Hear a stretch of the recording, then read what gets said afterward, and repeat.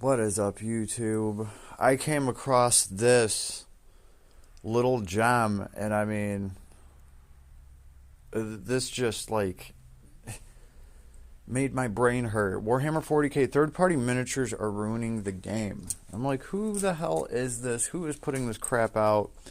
Abe Abfell, whatever. I don't really need to know their name because I don't want to call somebody an idiot before I really get into their stuff, but does Abe actually play? That's the first question I want to ask, because I don't know. Maybe he's just not familiar with how it works, right? I don't know. Let's maybe see if this little thing of his has any redeeming qualities. Maybe he has some good points. I wish I could get rid of these ads. I'm not going to mess with it. Should be enough for me to read a little bit.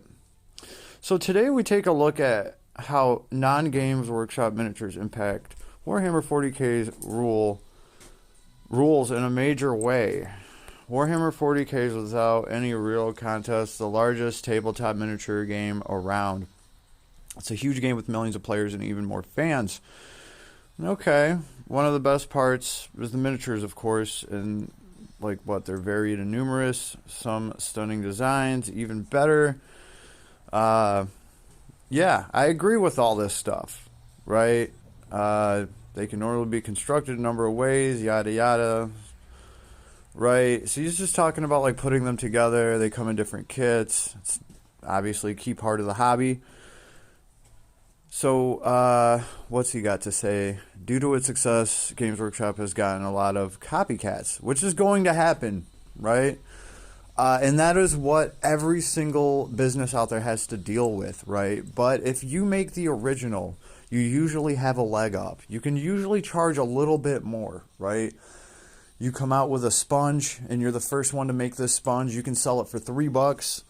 The copycats are going to come out and, well, they're going to have to sell the same sponge for $2 or $2.50 because you're the main OG name brand. Everybody knows yours works, right?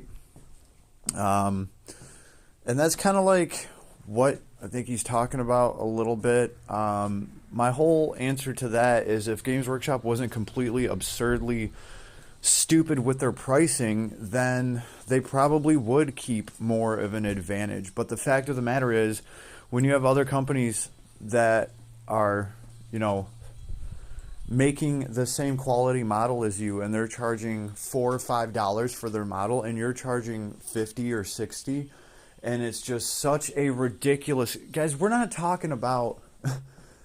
this is what's bizarre about Warhammer. You go anywhere else, and the difference between $100 and $120 is enough to make anybody go to a different brand. But Games Workshop expects you to not pay, $120. They want you to pay $500 instead of $100, and they want you to stay, and they're not really giving you a damn thing for it. That's just kind of the way that I'm looking at it. I've had terrible customer support with them, and with as much money as they're charging, they should be able to get somebody to figure out and troubleshoot their problems for their any of their defective products. It's just crazy to me that it took almost a year to get something so simple resolved, and they tried to send me some other broken stuff in the mail, and I was just like, what is this? You guys can't get your shit together when you are charging so much money. So here's the thing I want anybody to keep in mind that's not really familiar with this, right? We're not talking about a company that charges 20-30% more over these copycats, right? We are talking about a company that charges 600% more, maybe even more than that, over these other companies that can make the same little miniatures, the same quality little figurines, or they can just sell you the STL file and you can print them up yourself, who isn't going to do that? Right? Like, who isn't going to do that? And guess what? I honestly think that if these people weren't doing this, they would find a different way. Because a lot of these people, they either wouldn't be part of the hobby because they're not going to pay $170 for a miniature, or they would just proxy. You could really play a game of Warhammer, like if you could proxy units with chess pieces, with whatever the hell you wanted to. You could make them out of putty if you really wanted to. And some people don't even want to do that, but are literally like just forced to do that because you want to charge 650% more than realistically than what your models should cost in the first place. Like, I'm serious about this. I think Games Workshop has, if anything, has just shot themselves in the damn foot, right? And in fact, it's not a big surprise to me that I think, not Games Workshop, but what's the other one? Forge World. Forge World's closing. Doesn't surprise me when it took a whole year for them to figure out what to do about one broken tank that they sold me. Like, it took forever, and part of me honestly thinks that the only reason I even got that figured out is because I have a YouTube channel, and I told them, like, if you guys fuck me over on this, like, I'm going to put you on blast. I don't have all the subs in the world, but, like, you sure better damn believe I'm at least going to get one or two people to not buy from you. And by doing that, that's at least $1,000 I just took away from you, because everything from Forge World is so expensive.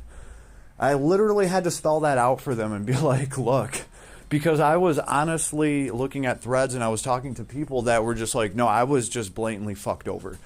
They won't even respond to me. They will not give me the time of day. They just will not respond. And there's been quite a few people that have told me this, enough to just make me believe it based off of the experience that I was having. At the end of it all, I did get them to finally send me a replacement tank, but it was like 2 packages later and a third mystery package that they claim they sent out and it got lost in the mail. And then, but when I kind of pushed back on that, because I knew it was bullshit, when I pushed back on it and said, could you give me the tracking number for that? I'd really like to. Yeah, they couldn't give me a tracking number. And I was like, well, everything else you've ever sent out to me, including these other broken parts, this garbage that you sent out to me, you always send a notification telling me that there's something being sent out to me and shipped out to me. So they were just blatantly lying about this other package that they never sent out, you know. The whole thing was just a nightmare, and I could see why they would be closing up shop and Games Workshop would be taking over the models that they make, right? Okay. Sorry, I already got just off on a tangent. So what are third-party models? That's another important thing, too. You're supposed to be able to glue your own stuff onto Warhammer models. Like, that's part of the fun, is making your own custom stuff, right? I know people that play this game specifically to make the models their own. Like, and then there are other people that I want the generic Space Marines, and I want them to look like they are on the box. Like, they will literally try to paint it right off the box. They just want it to look like that, and they want things to be proper. There are all sorts of people in this hobby, right? And it's a pretty serious hobby, right? Like, this isn't cheap stuff to do. Warhammer is extremely expensive already. You know, even if you can get a deal on the model, forget about your time that you're sinking into it. Paint, chemicals, paint, you know, right? Glue, putty, just all the arts and crafts stuff that you need to actually put this stuff together, and the time that it takes to paint it. You know, I get it. People really want an awesome miniature when they're done, and they could have had that with Games Workshop, right? Because when you really want to splurge, when you really want to, you know, get something badass, you're going to go get something Games Workshop because they've had the coolest designs. I just don't see people shopping for the centerpiece of their army from some second or third party seller. Like I'm gonna buy some off-brand Space Marine dude, and he's gonna be the leader of my legion. No, no, people don't do that. Maybe they'll buy the cheap Space Marine knockoffs, and they will use them to make their Space Marine squads. Their throwaway guys that die on the first turn, right? But their badass Space Marine captain on a bike leader, they're gonna buy it from Games Workshop because they just have the best molds. They have just some of the greatest looking models. And honestly, I think this guy's got it totally wrong because if anything, this has been keeping the game alive. Yeah. There would just so many more less people that would even look at this hobby, right? Because if something is completely unobtainable to you, if you look at something and you know damn well, like the odds of you getting that, or I don't know, the odds of you going to the moon and back tonight, like it could happen. It could, if Elon has one of those rockets just waiting for you or some shit, but you know, it's probably not going to happen, bro. Okay. So when something is like astronomically out of your reach, a lot of times like you curb your enthusiasm for it, and you really, you know, even if it is something cool, you're like, cool, it's a Ferrari. I don't really need to know all the specs because I'm never gonna have one. They are cool, but whatever. Ferrari can survive without that love. A hobby like this can't. Right? People have to be able to look at this and not just want to turn themselves off from it as soon as they're like, well, wait a minute. Every single one of these little plastic guys costs $100. And wait. I need, 100 of them to actually fight a little war? And then I have to paint them and this and that. And, okay, so an army costs like $5,000. Right? As soon as you figure that out, a lot of people are just going to pull their nose away from that book, just like you would tear yourself away from a gacha game that you know is going to suck your soul away. You're just like, I'm not even going to tempt myself. Not even going to tempt myself. Right? Why would you? That's kind of like the position Games Workshop has put themselves into. Like I said, by just inflating their models' values by so much. Let's see, what does this guy have to say? Some companies produce a physical model and send it to the buyer. Other companies provide a data file and STL, for 3D printers. So how is this bad? There's definitely a line defined between producing individual bits and whole models. Last I checked, actually, Games Workshop didn't even want you. I don't even, like, if you have 3D printed anything, I don't think you can compete in one of their tournaments, and that's some bullshit because they have sold models to YouTubers that support the hobby that have millions of subscribers that spend like thousands of dollars on these giant spaceship models and shit, and they will come in with warped parts. And like on a model that you spent thousands and thousands of dollars on, you can't get a hold of them to actually send you out a part that's not warped. That's insane to me. When I found out that, what's his name? Squidguard, the squid that paints. When I found out that guy, like after trying for so long to get a hold of them to replace like this warped part for, I think it was like a Tau hammerhead ship that was like thousands of dollars because it was a huge model, to the point where he just had to go and 3D print his own damn model. I mean, that's gotta hurt. And he can only say so much because Games Workshop is somewhat evil. They want everyone that makes content about them or anything to sign an agreement. They will send you some models in the mail every month, pretty much just to buy your silence. And they have sent these things out to all of the content creators. And you better believe that if you accept their small payment of, we'll send you a freaking codex here and there and maybe a box of models here and there, you now are going to lose that anytime you make too much noise about them doing anything stupid, and they do stupid shit all the time. So there's a ton of content creators that really, they can't even really say what they really want to say about Games Workshop. They've just done a ton of scummy things like that just on YouTube. That's not helping them either, right? Point being is, I still think that third-party models have just saved the hobby. Let's see. I'm not going to get into the morality or legality of third-party models here. Maybe you should, because that would probably be the only leg you would really have to stand on to deter people from doing this. Like, you'd have to be some weird morality, I guess, for this to really affect you. I don't know. It's fair to say third-party models hurt both Games Workshop and your average FLGS. No, Games Workshop does that. They also hurt the stores that sell for them. They do all sorts of dumb shit. I'm not even gonna. That could be a whole nother video. For Games Workshop, people buying third party are simply not buying from them. Yes, and for the stores, it's a little more complicated. What it boils down to is that most third party models can't be offered via FLGS. Even if FLGS wanted to sell them, they can't. Either there's nothing physical to sell, right? Okay. Or a myriad of companies don't sell through small individual vendors like FLGS. Okay. In the few cases that an FLGS could even get the product to sell it, almost never makes financial sense because third-party models hurt Wait, tell me why it doesn't make sense, and don't say because third-party models hurt GW.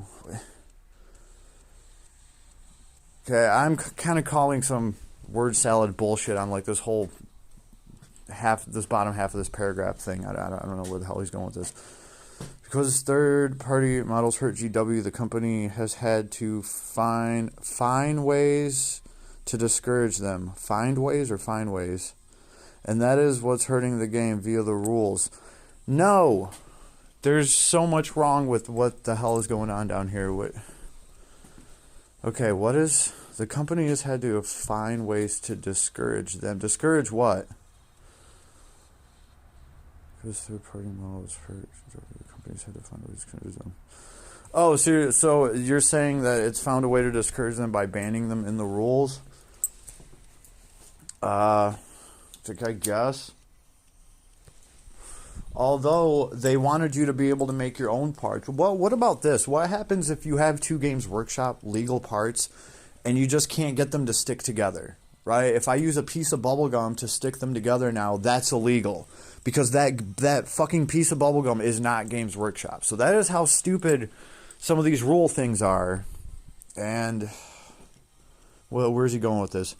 No models, no rules. For years, it's been very common to find 40k unit options, or indeed whole units that had rules but no models. Yes, that's a very valid point too. Like, you expect players to hold on. You expect, like, it's cool for players to proxy models when there are none. For instance, this Doom Buggy thing that the orcs have here, for a while there, you had to build your own orc ramshackled freaking death wagon things.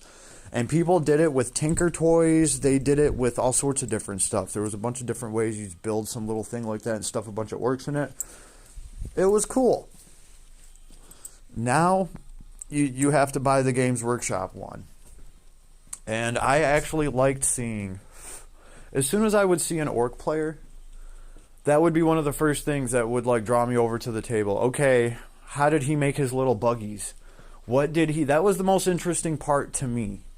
Right, so the fact that they kind of are doing away with this shit, now it's like, ooh, an orc player, there's that plastic buggy that Games Workshop sells that him and every other orc player has.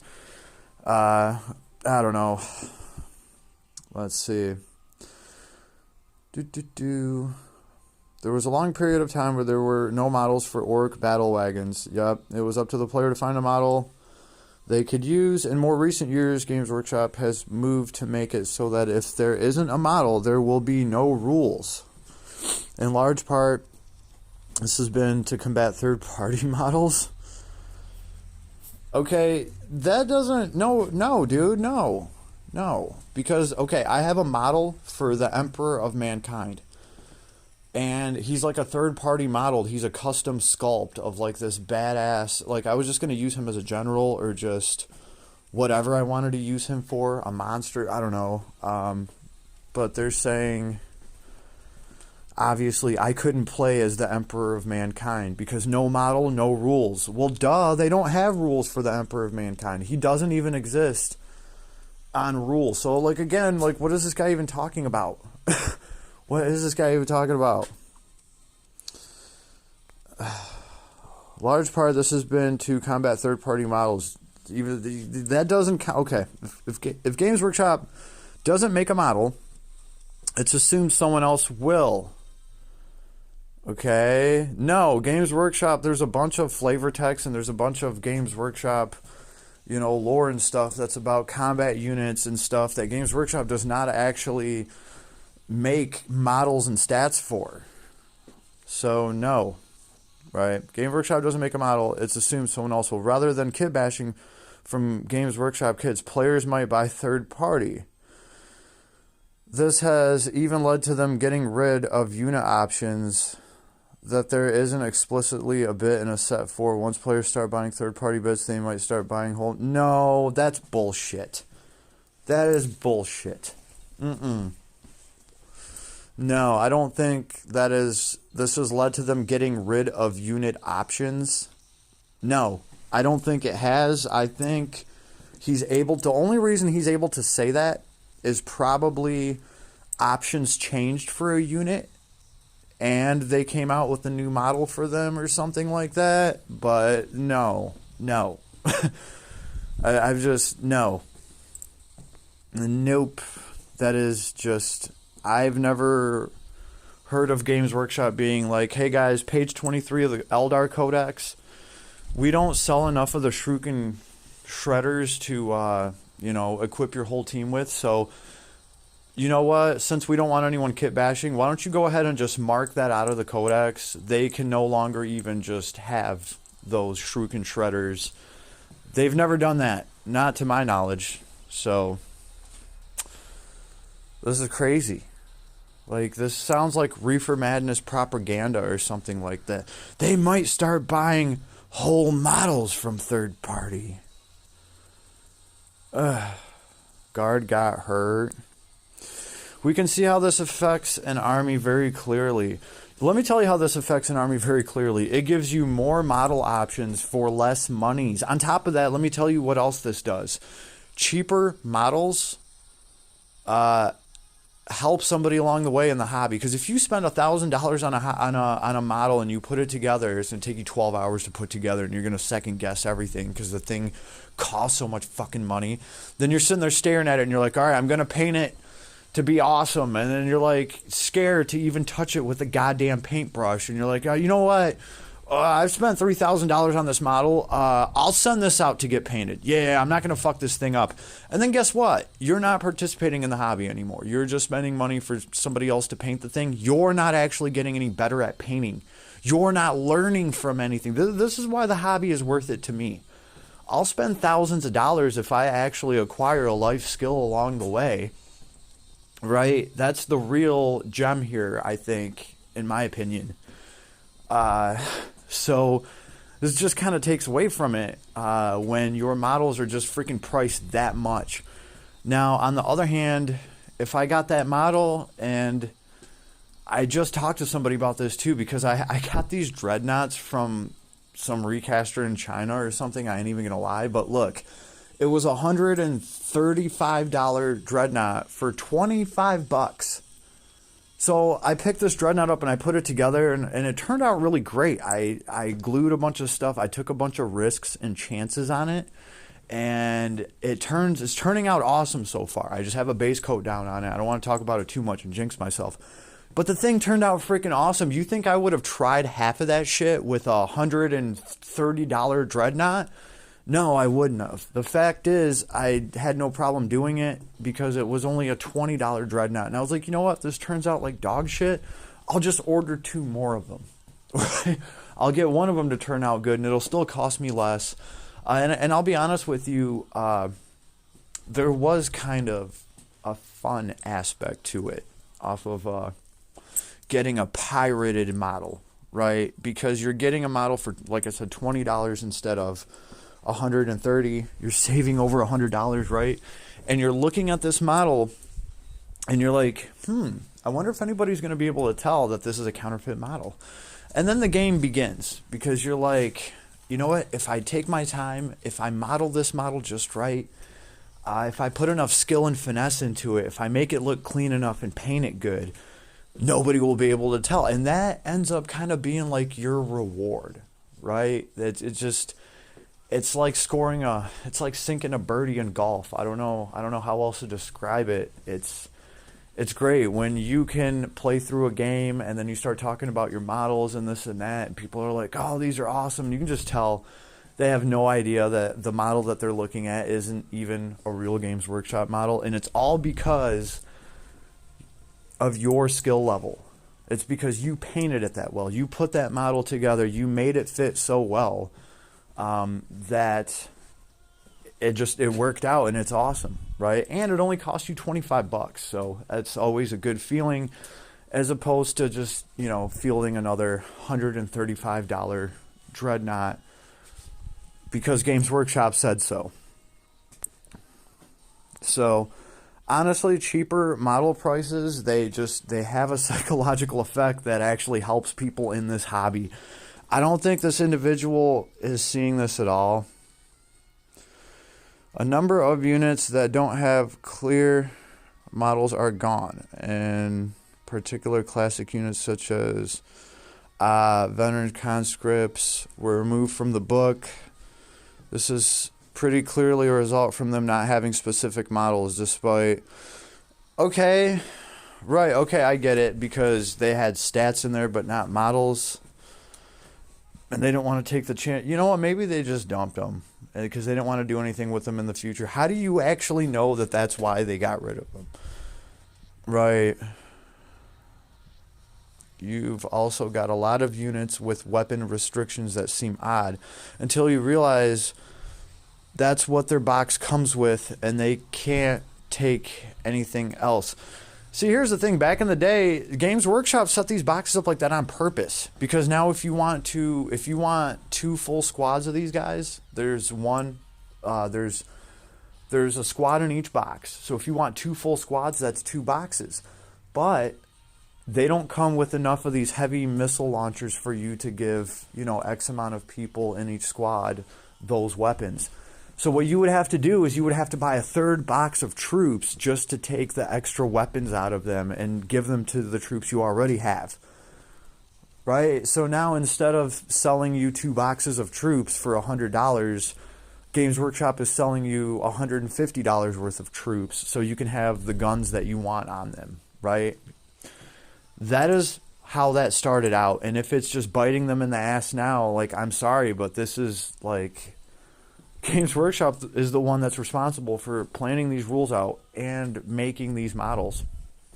So if they're releasing rules and models, or if they're releasing codexes and rule books and they're not releasing the models for them, that's kind of like their damn fault.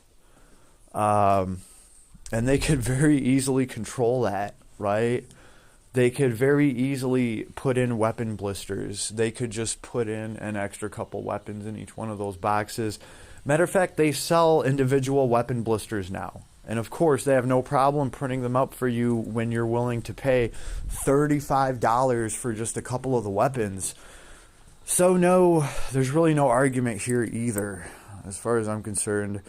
Given the introduction of 3 regimental units in the book, it's clear that the only reason we didn't get more is down to the lack of current models. You know what? No, that's bullshit, dude, because you could just paint the models differently. Like, there's been a ton of different models that have had different factions, and you would differentiate them by just painting the models different, right? And maybe switch up a couple pieces of gear on them, right?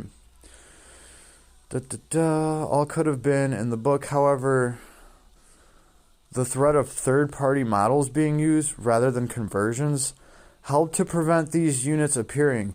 How the hell are you going to say that? Like, where are you getting that from? How do you know that that directly had an effect on it? And even if it did, it's probably like 1% of the effect.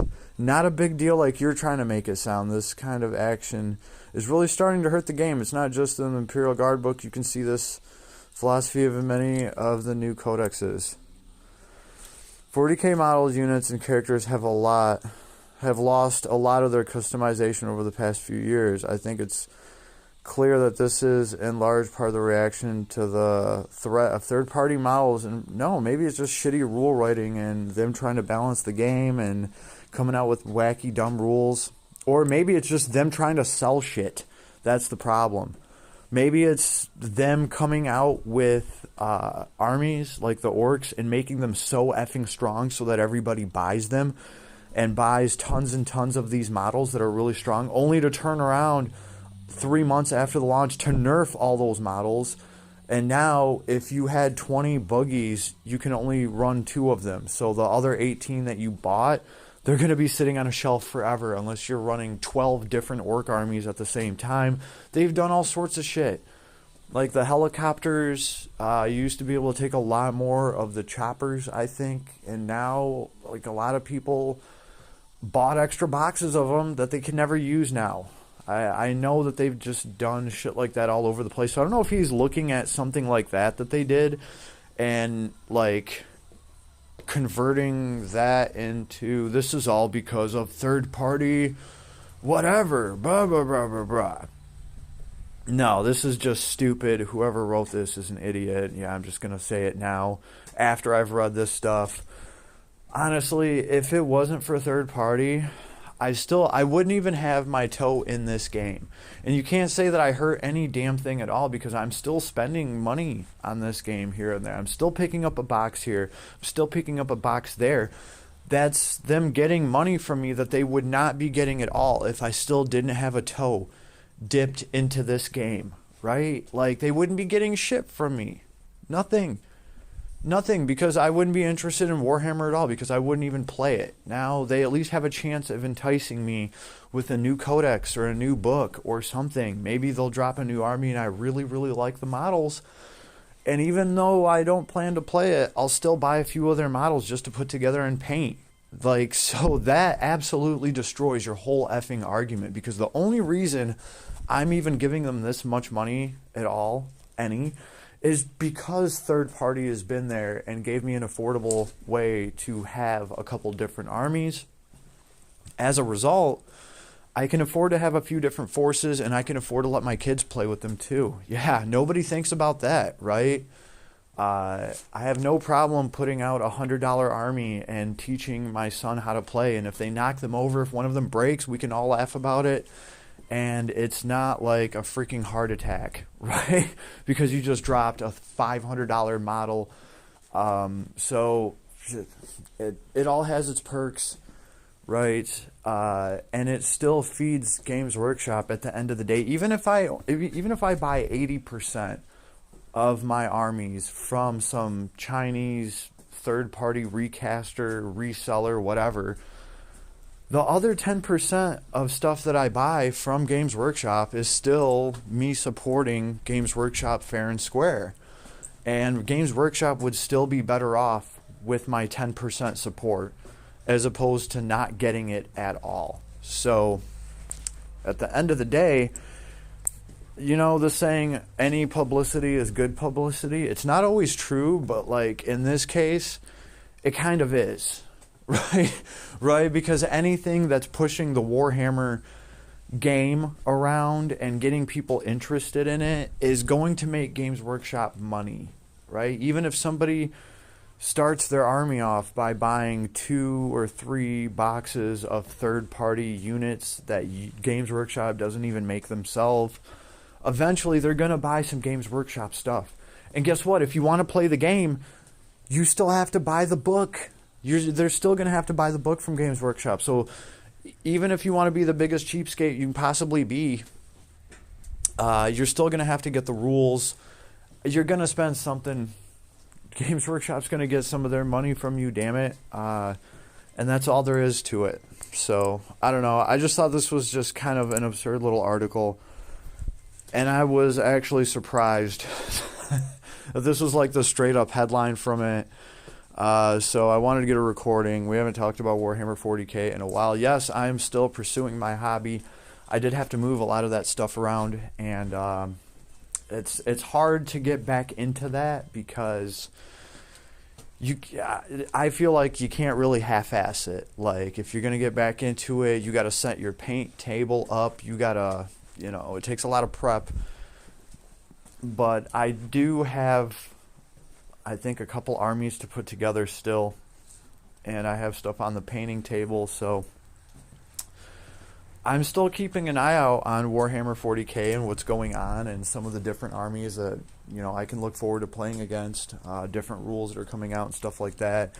So I guess this article just popped up on my phone, and I read the headline, was like, what? No, come on. Like, this has got to be like a Games Workshop article that some idiot there wrote, and who do they get to float this shit? Abby, Abfel, Abby, Abe, whatever.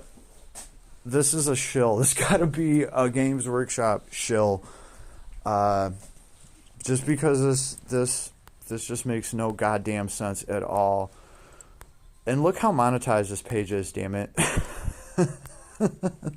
It's like 58 bajillion different advertisements that popped up. Yeah, it looks like Games Workshop has their hands all over this article. They've even monetized it to death. Goodness. So, I don't know. I'm going to keep playing this game, but I'm definitely not going to pay out the ass just for Games Workshop. For their brand name on my polo, damn it. It's just not worth it to me. I was so freaking excited to find out that I actually could get affordable models, even if I did have to work a little bit more for them and do a little bit more body work. I've been having a blast with those. And I'll be honest with you, some of my third-party models, they actually came in at a higher quality than the Forge World models. Now, Games Workshop does have good quality models. The Forge World models were not as great. And that's the crazy thing, is Forge World cost even more than Games Workshop, and they were selling you models that were lesser quality than Games Workshop, but they were charging twice as much for them. So for me, anything that was Forge World, I was going to try to buy it third party if I could, just to get better model quality. Forget about getting it for like a tenth of the price. You were going to get a better model. Yeah, that's my experience with them, and like I said, I'm glad that they're kind of getting rid of Forge World, or it's getting absorbed by Games Workshop. They need to do something with that whole thing. Is a damn mess. Anyway, I hope you enjoyed, and leave me a comment. Let me know what your thoughts are. I don't think third party anything hurts Warhammer 40k. I think Games Workshop hurts Warhammer 40k. I think Games Workshop shoots themselves in the damn foot and, I don't know, pays some idiot shill to release a piece of crap article like this that just does not even make any goddamn sense. If any of this does make sense, please leave me a comment and translate this for me and let me know where the hell any of this was supposed to go, because it doesn't make any real valid points to me. I don't know. Leave me a comment. Leave me your thoughts. I'd like to know. And as always, have an awesome day, YouTube.